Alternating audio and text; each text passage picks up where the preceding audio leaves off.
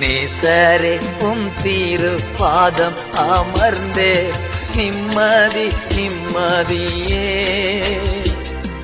நேசரே திரு பாதம் அமர்ந்தே நிம்மதி நிம்மதியே. ஆர்வமுடனே பாடி துதிப்பே ஆனந்தம் ஆனந்தமே. ஆர்வமுடனே பாடி துதிப்பே ஆனந்தம் ஆனந்தமே. அடைக்கலமே அதிசயமே ஆராதனை ஆராதனை.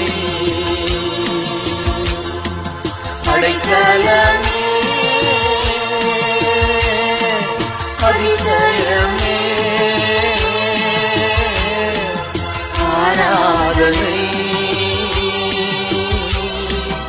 ஆராதனை.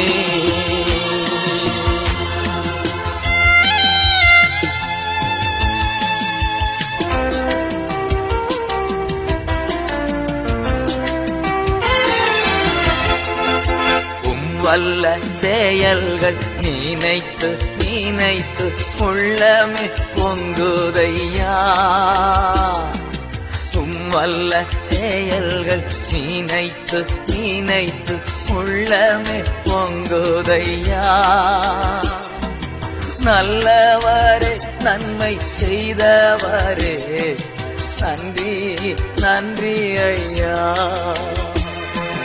நல்லவரே நன்மை செய்தவரே நன்றி நன்றி ஐயா. வல்லவரே நல்லவரே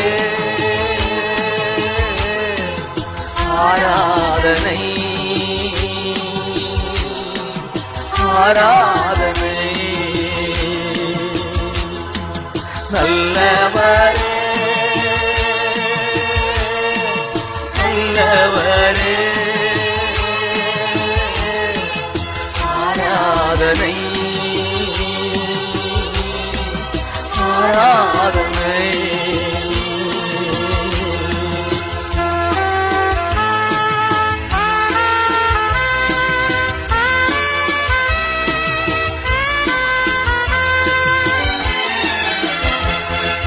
பலியான செம்மறி பாவங்கள் எல்லாம் சுமந்து தீர்த்தவரே.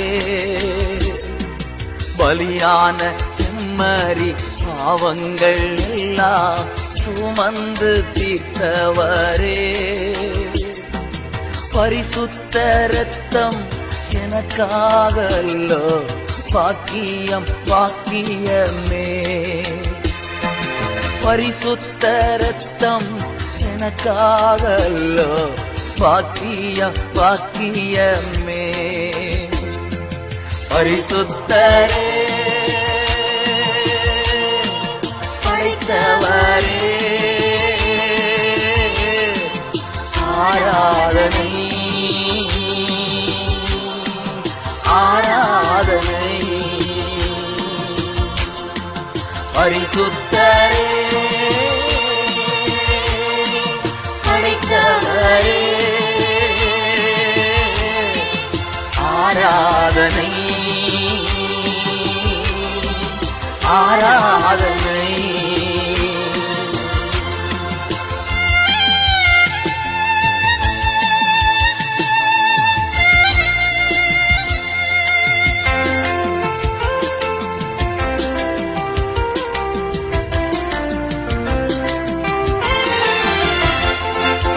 எத்தனை இன்னல்கள் என் வாழ்வில் வந்தாலும் உம்மை பிரியேனையா. எத்தனை இன்னல்கள் என் வாழ்வில் வந்தாலும் உம்மை பிரியேனையா. சத்தமே சிந்தி சாட்சியாய் வாழ்வேன் நிச்சயம் நிச்சயமே. சத்தமே சிந்தி சாட்சியாய் வாழ்வேன் நிச்சயம் நிச்சயமே. இரட்சகரே இயேசுநாதா, ஆராதனை ஆராதனை. இரட்சகரே இயேசுநாதா, ஆராதனை ஆராதனை.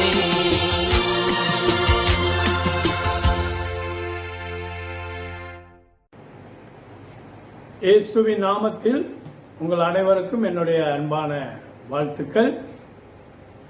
இன்று கர்த்தருடைய ஓய்வு நாளாக நாம் தேவனுடைய நாமத்தை மகிமைப்படுத்துகிறது மாத்திரமல்ல, அவரை உயர்த்துகிறது மாத்திரமல்ல, அவருடைய வார்த்தையையும் நாம் இந்த நாளிலே கூட நமக்கு ஆசீர்வாதமாக இருக்கும்படியாக தேவன் உதவி செய்வாராக. கர்த்தர் உங்களை ஆசீர்வதிப்பார். இந்த நேரத்திலும் கூட இன்றைக்கு நம்முடைய தியானத்திற்காக நாம் தியானிக்கிறதான வேத பகுதி அப்போஸ்தலர் 20ஆம் அதிகாரத்தில் நாம் சில காரியங்களை நம்முடைய ஆவிக்குரிய வாழ்க்கையினுடைய வளர்ச்சிக்காகவும் நாம் இன்னும் கர்த்தருக்குள்ளாக நாம் உற்சாகமாக செயல்படும்படியாகவும் இந்த வேளையிலே கூட நாம் வசனத்தை நாம் தியானிக்கும் முன்பதாக இதில் நாம் பார்க்கிற காரியங்கள் என்ன என்று சொல்லி நாம் பார்க்கும் பொழுது, அப்போஸ்தலனாகிய பவுல்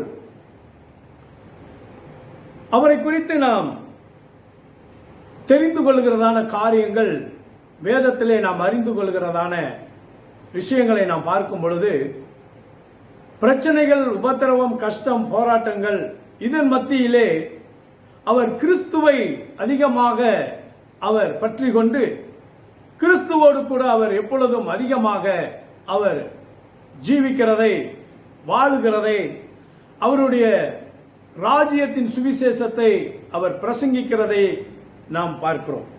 இப்படியாக ஒரு சம்பவம் இங்கு நாம் வேதத்திலே பார்க்கக்கூடும். அப்போஸ்தலர் 20ஆம் அதிகாரம் 18 தொடங்கி சில வசனங்களை நான் வாசிக்கிறேன். 17ஆம் வசனம், மெலுத்துவில் இருந்து அவன் எபேசுவுக்கு ஆள் அனுப்பி சபை மூப்பரை வரவழைத்தான். அவர்கள் தன்னிடத்தில் வந்து சேர்ந்த பொழுது அவன் அவர்களை நோக்கி, நான் ஆசியா நாட்டில் வந்த நாள் முதல் தொடங்கி எல்லா காலங்களிலும் உங்களுடனே இவ்விதமாய் இருந்தேன் என்பதை நீங்கள் அறிந்திருக்கிறீர்கள்.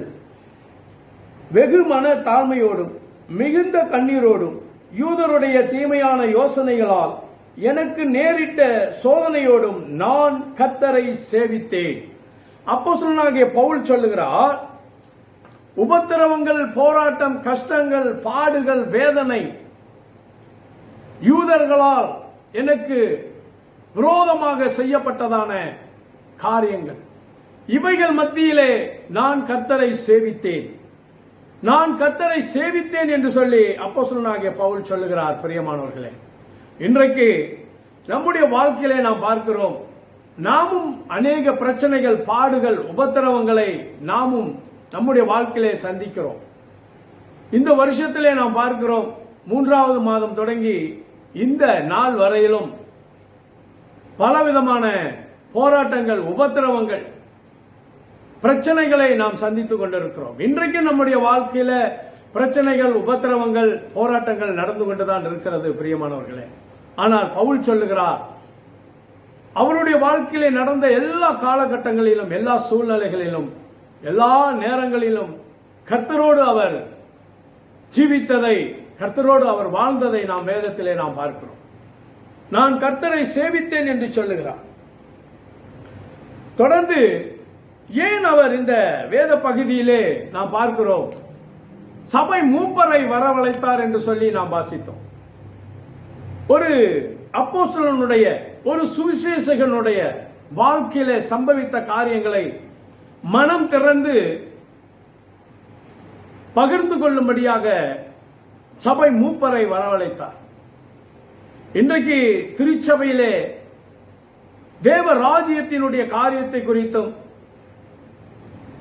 சபையை குறித்து தேவன் வைத்திருக்கிற திட்டங்கள், தீர்மானங்கள், வழிநடத்தலை குறித்து இன்றைக்கு நம்மோடு கூட பகிர்ந்து கொள்ளும்படியாக அப்படிப்பட்ட சபை ஜனங்களாக நாம் இருப்பது மிக அவசியம். பிரியமானவர்களே, இன்றைக்கு திருச்சபையிலே கூடி வருகிற நாம் எப்படிப்பட்ட ஜனங்களாக நாம் இருக்கிறோம்? இங்க நாம் பார்க்கிறோம், அப்போஸ்தலனாகிய பவுல் சபை மூப்பரை வரவழைத்தார். ஏறக்குறைய இந்த வேத வசனத்தை வாசிக்கும் பொழுது ஒரு காரியம் நாம் புரிந்து கொள்ள முடிகிறது. ஏறக்குறைய அப்போஸ்தலனாகிய பவுலுடைய ஒரு வாழ்க்கையின் ஒரு கடைசி ஒரு நெருக்கத்தில் அவர் வந்திருக்கிறார் என்று யோசிக்க தோன்றுகிறது. காரணம் என்ன? தொடர்ந்து வசனத்தை நாம் தியானிக்கும் பொழுது இப்படியாக சொல்லப்படுகிறது. 20வது வசனம், புரோஜனமானவைகளை ஒன்றையும் நான் உங்களுக்கு மறைத்து வைக்காமல் வெளியரங்கமாக வீடுகள் தோறும் உங்களுக்கு பிரசங்கித்து உபதேசம் பண்ணி தேவனிடத்தில் மனம் திரும்புதலை குறித்தும் நம்முடைய கர்த்தராகிய இயேசு கிறிஸ்துவை விசுவாசிப்பதை குறித்தும் நான் யூதருக்கும் கிரேக்கருக்கும் சாட்சியாக அறிவித்தேன்.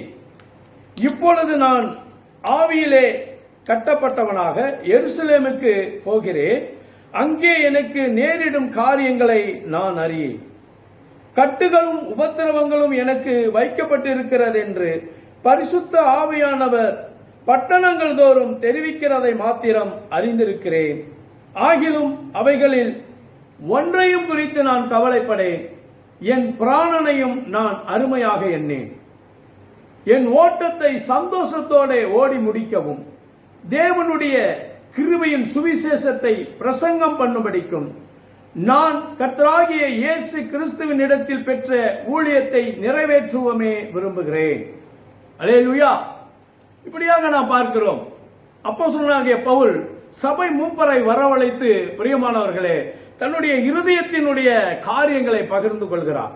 இன்றைக்கு திருச்சபை ஜனங்களாக இருக்கிற நாம் நம்மோடு கூட ஒரு அப்போஸ்தலரோ ஒரு சுவிசேஷகரோ சபை மேய்ப்பர், சபையை நடத்துகிற ஊழியக்காரர் மனம் திறந்து நம்மளோடு காரியங்களை பகிர்ந்து கொள்ளத்தக்கதான அதற்கு ஏற்ற பாத்திரமான ஜனங்களாக, அப்படிப்பட்ட ஜனங்களாக நாம் இருப்பது, உருவாக்கப்பட்டிருப்பது மிக அவசியம். பிரியமானவர்களே, காரணம் என்ன என்று சொன்னால், இங்கு பவுல் தேவ ராஜ்யத்தினுடைய வேலையை தொடர்ந்து செய்வதற்கு ஆட்களை ஆயத்தப்படுத்தியிருக்கிறார்.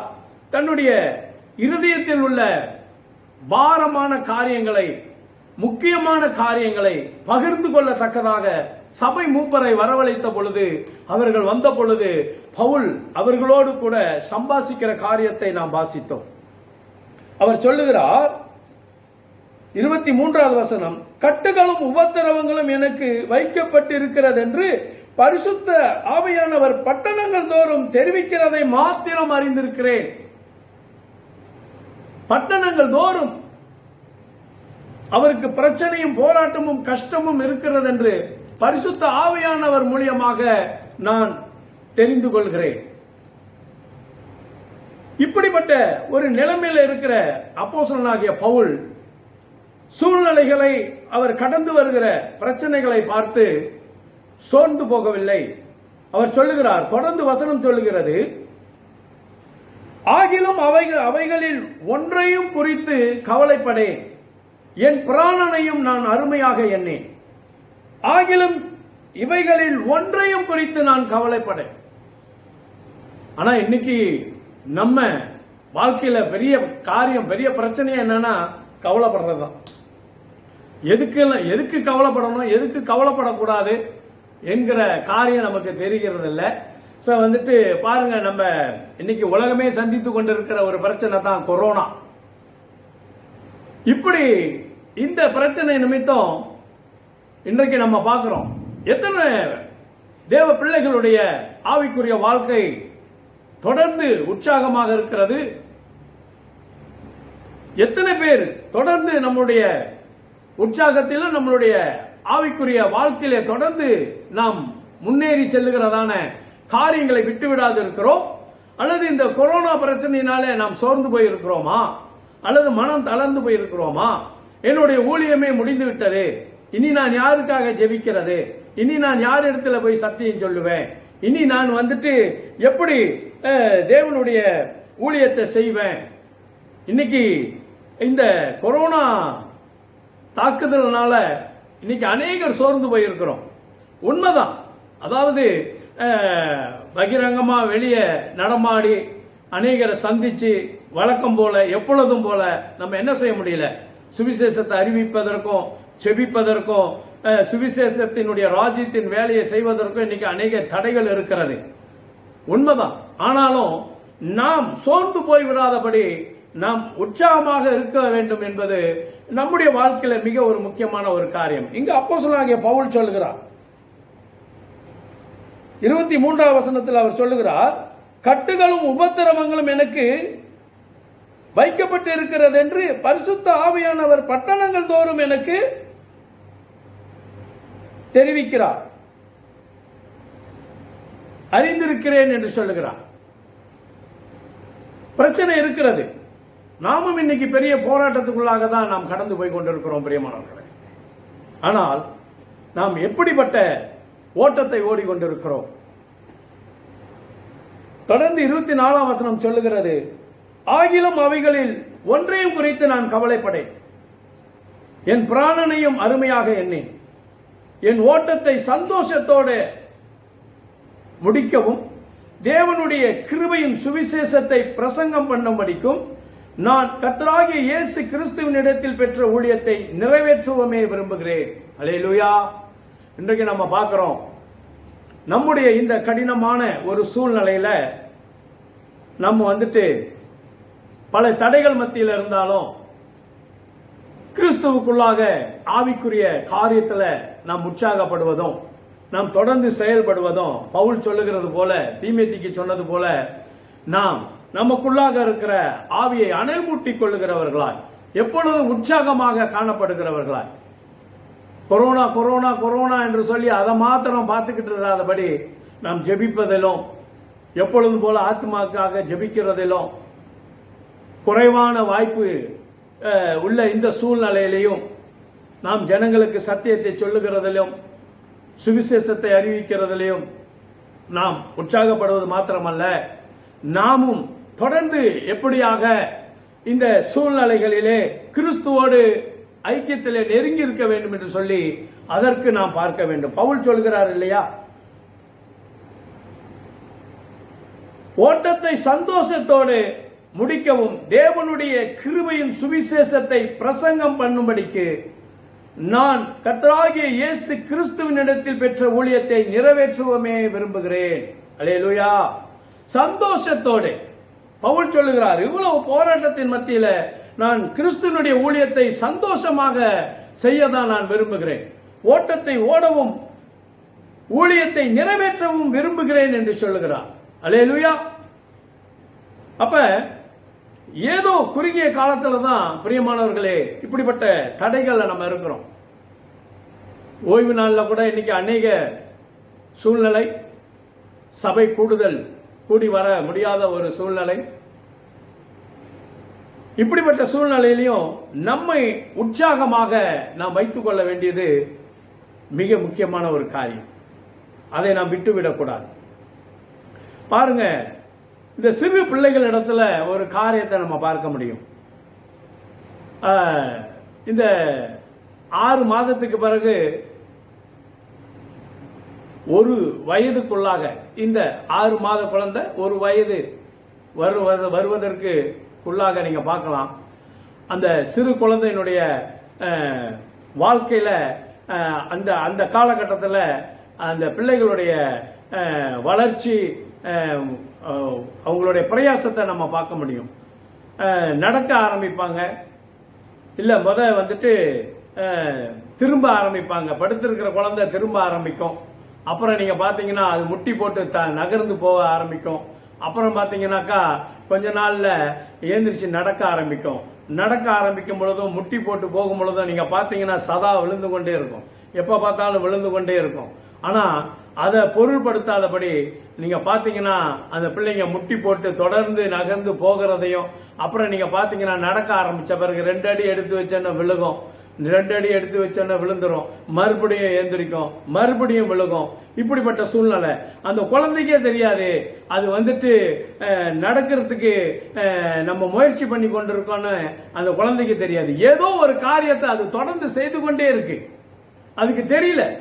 அது நான் நடக்கிறதுக்கு முயற்சி பண்ணணும் அப்படின்னு சொல்லி வந்துட்டு அதை தெரிஞ்சு அந்த குழந்தை நடக்கல. ஆனா அது விருப்பம், எத்தனை வாட்டி விழுந்தாலும் ஏந்திரிச்சு மறுபடியும் போகணும், மறுபடியும் ஏந்திரிச்சு நடந்து போகணும்ன்ற அந்த முயற்சி அந்த சிறு குழந்தை இடத்துல நம்ம பார்க்கிறோம். அந்த முயற்சியை நம்ம பார்க்கிறோம். அந்த குழந்தைக்கு தெரியாது அது முயற்சி எடுத்துக்கொண்டு இருக்குன்னு அதுக்கு தெரியாது. அது கூட அந்த குழந்தை உணர்ந்து கொள்ள முடியாது. ஆனா ஏதோ ஒரு காரியத்தை அந்த குழந்தை தொடர்ந்து செய்து, அது தெரிஞ்சு செய்தோ தெரியாம செய்தோ, அது அதனுடைய அந்த தொடர்ச்சியான அந்த பிரயாசம், அந்த முயற்சி எதுல போய் முடியுதுன்னா, நீங்க பாத்தீங்கன்னா பிறகு 1 மாசமோ ஒரு 1.5 மாசத்துக்கு இடையில நீங்க பாத்தீங்கன்னா அந்த குழந்தை நல்லா நடக்க ஆரம்பிக்குது. அல்லேலூயா. அந்த குழந்தை நல்லா நடக்க ஆரம்பிக்குது. அந்த குழந்தைய கேளுங்க, நீ இந்த மாதிரி நல்லா நடக்கிறதுக்காக தான் நீ முயற்சி பண்ணி தான் நடந்தியா அப்படின்னு கேட்டா அதுக்கு பதிலும் தெரியாது. ஏன்னா அந்த குழந்தைக்கு தெரியாது அது நடக்க தான் முயற்சி பண்றேன்னு தெரியாது. ஏதோ ஒரு ஃப்ளோல அதோடைய வாழ்க்கையில ஏதோ ஒரு காரியத்தை தொடர்ந்து செய்து, ஏதோ ஒரு காரியத்தை முயற்சி பண்ணி கொண்டே இருக்கு. விழுகுது, மின்னுக்கு விழுகுது, அடிபடுது, மண்ணில் அடிபடுது, மூக்கில் அடிபடுது, மறுபடியும் எழுந்திருக்குது, நடக்குது, மறுபடியும் விழுவுது. அதோட முயற்சியை நம்ம பார்க்கிறோம். அது ஒரு திட்டம் போட்டு ஒரு தீர்மானம் பண்ணி நான் நடக்கிறதுக்காக இந்த ட்ரெயின் பண்ணிக்கிட்டு இருக்கேன், இது ஒரு 6 மாசம் கோர்ஸ் எனக்கு, அதனால நான் இப்படி விழுந்து நடந்துகிட்டு இப்படிதான் அப்படின்னு சொல்லி இல்ல.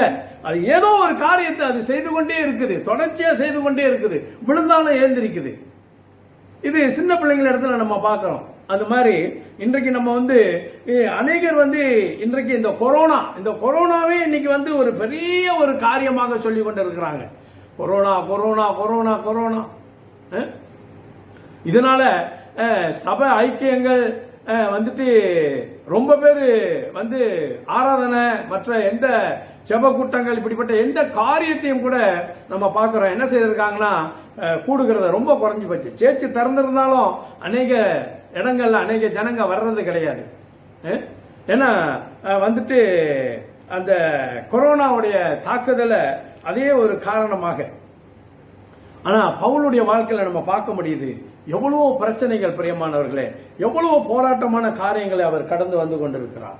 இங்க நம்ம பார்க்கிறோம் அருமையான வசனம் 24ல, ஆகிலும் அவைகளில் ஒன்றையும் குறித்து நான் கவலைப்படேன், என் பிராணனையும் நான் அருமையாக எண்ணேன், என் ஓட்டத்தை சந்தோஷத்தோட முடிக்கவும் தேவனுடைய கிருபையின் சுவிசேஷத்தை பிரசங்கம் பண்ணும்படிக்கு நான் கர்த்தராகிய இயேசு கிறிஸ்துவின் இடத்தில் பெற்ற ஊழியத்தை நிறைவேற்றுவமே விரும்புகிறேன். நான் கர்த்தராகிய இயேசு கிறிஸ்துவின் இடத்தில் பெற்ற ஊழியத்தை நிறைவேற்றுவமே விரும்புகிறேன். இந்த போராட்டம், இவ்வளவு உபத்திரவம், இவ்வளவு கஷ்டத்தின் மத்தியில கூட நம்ம பார்க்கிறோம் பவுலுக்கு ஒரு விருப்பம் இருக்கிறது. அது என்ன விருப்பம்? கர்த்தராகிய இயேசு கிறிஸ்துவின் இடத்தில் பெற்ற ஊழியத்தை நிறைவேற்ற விரும்புகிறேன். அப்போஸ்தலனாகிய பவுல் ஒரு காரியத்தை தெளிவாக அவர் உணர்ந்திருக்கிறதை நாம் பார்க்கிறோம். சொல்லுவாங்க தமிழ்ல, முதல் கோணல்னா முற்றும் கோணல் தான். ஆனா அப்போஸ்தலனாகிய பவுல் தன்னுடைய அழைப்பை தெளிவாக தெரிந்து கொண்டார். என்ன? நான் கர்த்தராகிய இயேசு கிறிஸ்துவின் இடத்தில் பெற்ற ஊழியத்தை, நான் கர்த்தராகிய இயேசு கிறிஸ்துவின் இடத்தில் பெற்ற ஊழியத்தை. அல்லேலூயா. அப்போஸ்தலனாகிய பவுல் இயேசு கிறிஸ்துவின் இடத்தில் அந்த அழைப்பை, ஊழியத்தை நான் பெற்றிருக்கிறேன் என்று சொல்லி தெளிவாக சொல்லுகிறார். ஒரு தெளிவு, அவருடைய அழைப்புல அவருக்கு நல்ல ஒரு தெளிவு. இந்த ஊழியத்தை கர்த்தர் தான் எனக்கு, இயேசு கிறிஸ்து எனக்கு கொடுத்தார், இயேசு கிறிஸ்து மூலியமாக தான் இந்த அழைப்பை நான் பெற்றிருக்கிறேன், என்னை அழைத்தது இயேசு கிறிஸ்து. ஒரு தெளிவு இருக்கிறது பாருங்க. கிறிஸ்துவ தான் என்னை அழைத்து இந்த ஊழியத்தை கொடுத்தார். ஆகவே தான் அவர் தைரியமாக சொல்லுகிறார், நான் கர்த்தராகிய இயேசு கிறிஸ்துவின் இடத்தில் பெற்ற ஊழியத்தை நிறைவேற்றவே விரும்புகிறேன். இயேசு கிறிஸ்துவின் இடத்தில் நான் பெற்றுக்கொண்ட ஊழியம். இன்றைக்கு அநேக சோர்ந்து போவதற்கு ஊழியத்தை விட்டு அல்லது உற்சாகமாக கொஞ்ச நாள் உற்சாகத்தோடு இருப்பதும் பிற்பாடு சோர்வு அடைகிறதும் இப்படிப்பட்டதான சூழ்நிலைகள் அநேகருடைய வாழ்க்கையில காணப்படுகிறது. ஆனால் பவுல் சொல்லுகிறார், இயேசு கிறிஸ்துவின் இடத்தில் நான் பெற்றுக்கொண்டேன். இந்த நிச்சயம் நமக்கு இருக்க வேண்டும். பிரியமானவர்களே, இன்றைக்கு நாம் சபை விசுவாசிகளாக, சபை தலைவர்களாக, சபை உதவிக்காரர்களாக, உதவி ஊழியர்களாக கர்த்தர் நம்மை தெரிந்து கொண்டிருக்கிறார். ஆகவே நமக்கு ஒரு தெளிவு இருக்க வேண்டும். இயேசு கிறிஸ்து இந்த சுவிசேஷ ராஜ்யத்தினுடைய வேலைக்காக என்னை தெரிந்து கொண்டிருக்கிறார். நான் தொடர்ந்து உற்சாகமாக நான் கிறிஸ்துவுக்குள்ளாக செயல்படுவதற்கு ஆண்டவர் என்னை அழைத்திருக்கிறார். அல்லேலூயா, ஆமென். நாம் ஒருவரோடு ஒருவர் இந்த காலகட்டத்திலும் நாம் பகிர்ந்து கொள்ள வேண்டியது மிக அவசியம். அன்பான விசுவாசிகளே, தலைவர்கள், உதவிக்காரர்களுக்கு நான் சொல்ல விரும்புகிறேன், இந்த காலகட்டத்தில் இந்த சூழ்நிலையில நாம் அதிகமாக என்ன செய்ய வேண்டும் என்று சொன்னால், போதகரோடு ஊழியக்காரரோடு நாம் ஆலோசித்து நாம் கலந்து ஒருவரோடு ஒருவர் நாம் சில யோசனைகளை நாம் பகிர்ந்து கொள்ள வேண்டியது ரொம்ப முக்கியம். இந்த காலகட்டத்தில் நாம் எப்படியாக ஜனங்களுடைய வாழ்க்கையில தேவ மகிமையை நாம் கொண்டு வருவது, எப்படி ஜனங்களை உற்சாகப்படுத்துவது என்று சொல்லி சபை உதவிக்காரர்களும் மூப்பர்களும் ஊழியரோடு இணைந்து நாம் கலந்து ஆலோசிப்பது மிக முக்கியம். இங்க நம்ம பார்க்கிறோம். அதுக்குதான் சபை மூப்பரை அப்போஸ்தலனாகிய பவுல் வரவழைத்தார் என்று சொல்லி நாம் பார்க்கிறோம். அப்ப கூப்பிட்ட போது வந்தாங்க. அப்போஸ்தலனாகிய பவுல் அழைப்பு கொடுத்த பொழுது என்ன செய்தாங்க? சபை மூப்பர்கள் வந்தார்கள். வந்து அவங்களோட பவுல் தன் இருதயத்தினுடைய காரியங்களை மனமிட்டு அவர் பகிர்ந்து கொள்கிறார், பேசுகிறார். இன்றைக்கு அப்படிப்பட்ட உதவிக்காரர்களாக நாம் இருக்க வேண்டும். சிலருக்கு போன் பண்ணா 10 வாட்டி போட்டா கூட இருக்கவே மாட்டாங்க. பாஸ்டர் போன் பண்ணுவார், ஏதாவது தகவல் சொல்லலாம், ஏதாவது காரியத்தை சொல்லலாம் அப்படின்னு சொல்லி பார்த்தாக்கா 10 வாட்டி போட்டா கூட இருக்க மாட்டாங்க. சொல்லுவாங்க, ஏதாவது சொல்லுவாங்க. போன் வந்ததை கவனிக்கல, அது சவுண்ட் இல்லாம வச்சிருந்தேன், அது என்னமோ சொல்லுவாங்க, அது லோல வச்சிருந்தேன், ரிங் பண்ணதே தெரியல, சவுண்டை குறைச்சேன், ஏத்த மறந்துட்டேன். ஆனா சாப்பிடவும் ஒரு நாளைக்கு 5 வேளை சாப்பிட மறக்கவே மாட்டோம். ஏன்னா கொரோனா வந்தாலும் சரி, எது வந்தாலும் சரி, என்ன பிசாசே சுத்திக்கிட்டு இருந்தாலும் சரி, நான் பசியார மறந்துட்டேன் பாஸ்டர்னு யாராவது சொல்றோமா? நானே இன்னைக்கு 2 வாட்டி பசியாருனேன். காலையில 7 மணி சொச்சேன், வீட்டில் கிளம்புறப்பயே அங்க ஒரு பசியார, அப்புறம் வந்தேன். இங்க வந்தா நம்ம என்ன சந்திச்சேன். இங்க வந்தா அவர் பாசக்கார மனுஷன் வருவாரா, அவர் பச தண்ணி சாப்பிடுங்கனாரு. அங்க அங்கேயும் ஒரு தெய்வம் குடிச்சு, அங்கேயும் ஒரு தோசை, தேவையே இல்லை, ஆனா இருந்தாலும் சாப்பிட்டோம். இந்த மாதிரி சாப்பிட மறக்கிறோமா? இல்ல. மத்தியானம் 1 மணிக்கு கரெக்டா லஞ்சுக்கு ரெடி ஆயிடுவோம். இப்பயே ரொம்ப பேரு என்ன கறி, என்ன போக்குவரத்துன்னு சொல்லி எல்லாம் விசாரிச்சுக்கிட்டு இருப்போம். இப்படி எதையுமே மறக்கிறது இல்லை. ஆனா நம்ம நம்மளுடைய ஆவிக்குரிய காரியங்கள் இதையும் நம்ம மறந்துடக்கூடாது பிரியமானவர்களே. இந்த வாரம் இந்த கொரோனா சூழ்நிலையில இந்த வாரம் நம்ம எப்படியாக சந்திப்பு நடத்தலாம், எப்படியாக நம்ம செபிப்பது, எப்படியாக ஆவிக்குரிய காரியத்துல நம்ம உற்சாகமாக இருப்பது என்று சொல்லி ஒருத்தரை ஆலோசித்து நாம் ஒன்று கூடுதல்ல நம்ம கொரோனாவை கடைபிடிச்சுதான் ஆகணும். அதுக்காக இயேசுவை சந்திக்க வந்திருக்கேன், கொரோனா என்ன செய்யும் அப்படி இல்லை. கொரோனா உள்ளவங்களெல்லாம் சுகப்படுத்துற ஒரு விஷயம் கேள்விப்பட்டேன். இந்த கொரோனா அப்படியில் உள்ளவங்களெல்லாம் சுகப்படுத்துறோம்னு சொல்லி எங்கேயோ ஒரு வெளிநாட்டில் கூட்டிட்டு போய் அவங்கள வச்சு கூட்டம் நடத்தி ஒரு பாஸ்டர் கூட அவரு அந்த கொரோனானால தவறி போயிட்டாருன்னா நம்ம ஆளுங்களுக்கு விளங்காது, செத்து போயிட்டாரு அப்படின்னு சொல்லி கேள்விப்பட்டேன். அப்ப அந்த மாதிரி அப்படி இல்லை, நம்ம கடைபிடிச்சுதான் ஆகணும். எஸ்ஓபி கடைபிடிச்சுதான் ஆகணும். அதெல்லாம் நல்லதுதான். ஆனா அதே சமயத்துல நம்ம தொடர்பு இல்லாம இருந்துடக்கூடாது. பாருங்க, பவுல் கூப்பிட்டாரு, உடனே வந்தாங்க, கலந்து பேசுறாரு. அவர் சொல்றாரு, அவர் இருதயத்தில் உள்ளதெல்லாம் சொல்றாரு, அவர் வாழ்க்கையில கடந்து வந்த காரியத்தை சொல்றாரு. 19 அவரு அழகா சொல்றத நம்ம பார்க்கிறோம். வெகு மன தாழ்மையோடும் மிகுந்த கண்ணீரோடும் யூதருடைய தீமையான யோசனைகளோடும் எனக்கு நேரிட்ட சோதனைகளோடும் நான் கர்த்தரை சேவித்தேன். எனக்கு நேரிட்ட சோதனைகளோடும் நான் கர்த்தரை சேவித்தேன். எனக்கு நேரிட்ட சோதனை பாடுகள், உபத்திரவம், பிரச்சனைகள், எனக்கு விரோதமான காரியங்கள், எனக்கு விரோதமாக சிந்திக்கப்பட்ட காரியங்கள். பவுல் சொல்றத பார்த்தா கொரோனாவோட பயங்கரமான ஆட்கள்லாம் இருக்கிறாங்கன்னு தான் அப்ப தெரியுது. இதுல பார்க்கும்போது கொரோனாவோட ரொம்ப பயங்கரமான சூழ்நிலைகள்லாம் பவுல் சந்தித்திருக்கிறார். ஆனா பவுல் சொல்கிறார், நான் கர்த்தரை சேவித்தேன், இவைகள் ஒன்றை குறித்து நான் கவலைப்படல. நான் கவலைப்படல. கவலைப்படுறதுக்கு நேரம் இல்லை. யாருக்கு கவலைப்படுற நேரம் இருக்குன்னா, எதையுமே செய்யாம சும்மா இருக்கும் பாத்தீங்களா, அவங்க தான் எதை எடுத்தாலும் கவலைப்படுவாங்க. இப்ப நீங்க பாருங்க, இந்த எதுவுமே செய்யாம சும்மாவே இருக்கிறவங்க ரொம்ப கவலைப்பட்டுக்கிட்டு இருப்பாங்க. என்ன பிரதர் எப்படி இருக்கீங்க, என்ன சிஸ்டர் எப்படி இருக்கீங்க, என்ன முடி ரொம்ப கொட்டிக்கிட்டே இருக்கு, என்னன்னு தெரியல, அது இருந்தா என்ன, அது கொட்டலாம் என்ன, கொட்டுனா என்ன, அதுக்கு கவலை. முடி கொட்டுது, முகம்லாம் சுருக்கம் விழுவுது, இதுக்கு ஒரு கவலை. முகம்லாம் என்னன்னு தெரியல, ரொம்ப அப்படியே சுருங்கிக்கிட்டே போகுது. ஆமா, அவர் 70 வயசுல அப்புறம் பல பல பலனா இருக்கும். புரியுதா உங்களுக்கு? எதுக்கு எடுத்தாலும் கவலை. ஏன்னா எதையும் செய்யறது இல்லை, எந்த ஒரு ஒரு ஒரு முயற்சியும் எடுக்கிறது இல்லை, சும்மாவே இருக்கிறது. அப்ப அவங்க சிந்தனைகள்லாம் என்ன செய்யப்படுதுன்னா கவலைப்பட வைக்குது. இதை குறித்து கவலை, அதை குறித்து கவலை, இது இப்படி போகுது அப்படி போகுது. பாருங்க, தேங்காய் கூட விலை ஏறிச்சுன்னு சொல்றாங்க, அதுக்கு ஒரு கவலை. கோழி விலை ஏற்றிட்டாங்க, அதுக்கு ஒரு கவலை. இப்படி எல்லாம் கவலை, எதை எடுத்தாலும் கவலை. ஆனா நம்மளுடைய கவலைக்கு அர்த்தமே இல்லை. அர்த்தமில்லாத காரியங்களுக்கெல்லாம் கவலைப்படுறோம்.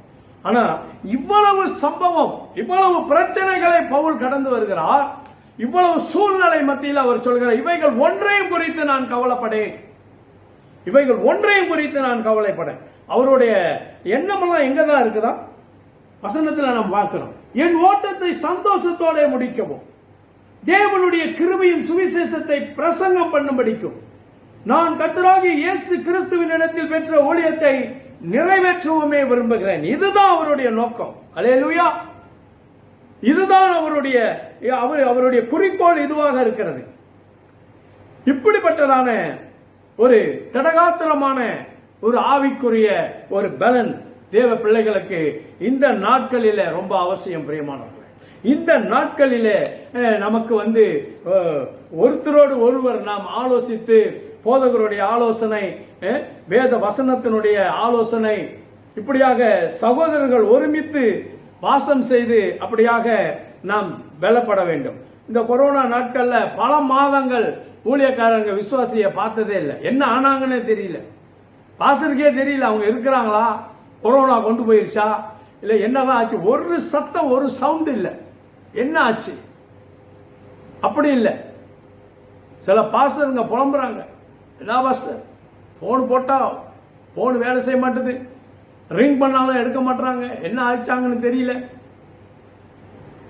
இப்படிப்பட்ட சூழ்நிலைகள் இராதபடி நாம் தொடர்பு கொள்ளலாமே, போன்ல பேசலாமே. பாஸ்டர், இந்த வாரம் பிரேயர் என்ன செய்யலாம் பாஸ்டர், என்ன செய்ய போறோம், என்ன திட்டம் வச்சிருக்கீங்க.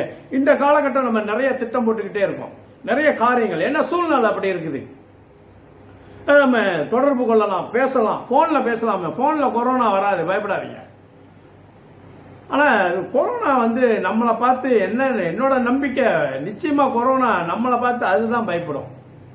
நம்மளை பார்த்தா கொரோனாவுக்கே ஒரு பயம் இருக்கும். புரியுதுங்களா? அதனால ஒன்றும் பயப்பட வேண்டிய அவசியம் இல்லை.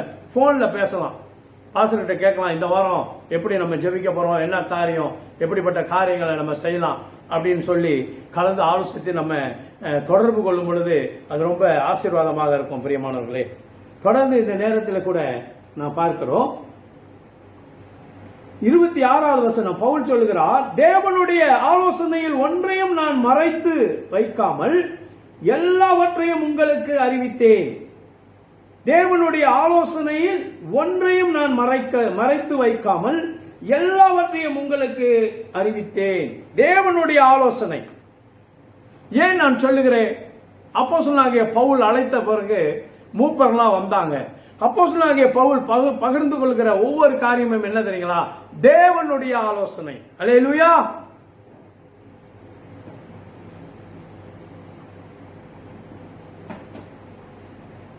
அப்போஸ்தலனாகிய பவுல் ஜனங்களோடு, மூப்பரோடு, உதவிக்காரர்களோடு பகிர்ந்து கொள்ளுகிறதான வார்த்தைகள் வசனம் சொல்லுகிறது, தேவனுடைய ஆலோசனையில் ஒன்றையும் நான் மறைத்து வைக்காமல் எல்லாவற்றையும் உங்களுக்கு அறிவித்தேன். தேவனுடைய ஆலோசனை.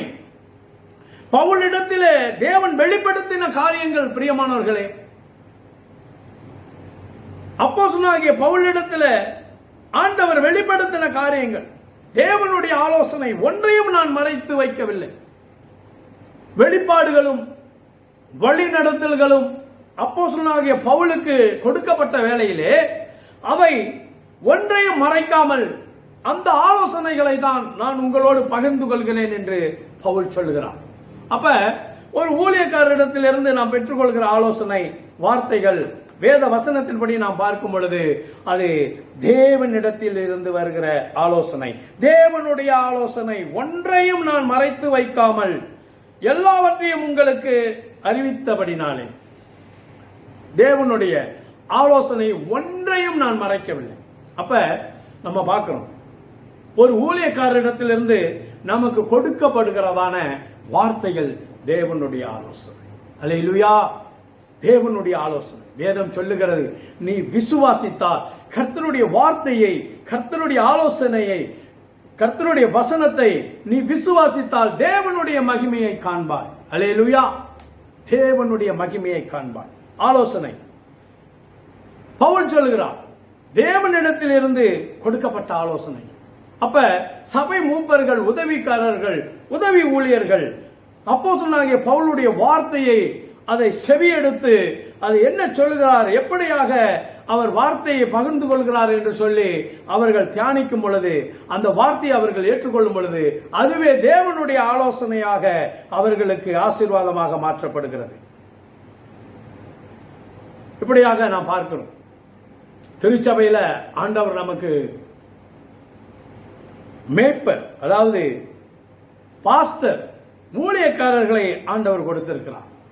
ஊழியக்காரர்களோடு எப்போதும் நாம் தொடர்பில் இருந்து நாம் ஆலோசனையை பெற்றுக்கொள்வது ஒவ்வொரு விசுவாசிகளுக்கும் மிக ஒரு சிறப்பான ஒரு காரியம்.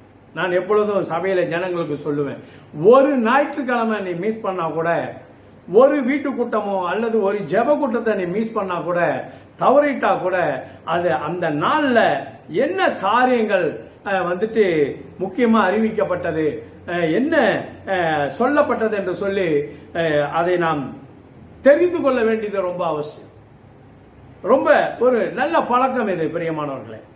இப்போ ஒரு உதாரணமாக நம்ம சொல்லுகிறோம், ஒரு ஞாயிற்றுக்கிழமை சண்டே மிஸ் பண்ணிட்டேன், ஏதோ ஒரு சூழ்நிலை மிஸ் பண்ணக்கூடாது, சரி இன்னைக்கு தான் நம்ம மிஸ் பண்றதுல தானே நம்ம இன்னைக்கு ரொம்ப மும்மரமா இருக்கோம்.